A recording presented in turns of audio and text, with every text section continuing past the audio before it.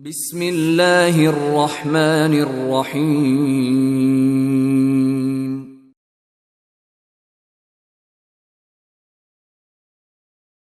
ترجیحات، اپنی سوچیں، اپنے انداز، اپنے ٹائم ٹیبل بدلنے ہوں گے نماز میں خوبصورتی لانے کے لیے۔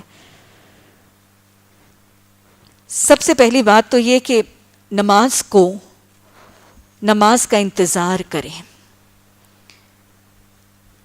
وہ دل جو نماز کا منتظر ہے، اس دل کے اندر انشاءاللہ خشوع ضرور آئے گا۔ اور ویسے بھی حدیث دہرائیں کہ 7 خوش نصیب لوگ جن کو قیامت کے دن اللہ کے عرش کے سائے میں جگہ ملے گی، ان میں سے ایک کون سا ہے؟ جس کا دل مسجد سے جڑا ہے۔ تو دل مسجد سے جڑا ہونے کا مطلب کیا ہے؟ کہ وہ نماز کا منتظر ہے، نماز کے وقت کا انتظار کر رہا ہے، اسی کو ویٹ کر رہا ہے، اس کو لک فارورڈ کر رہا ہے، جماعت میں حاضری کا انتظار کر رہا ہے۔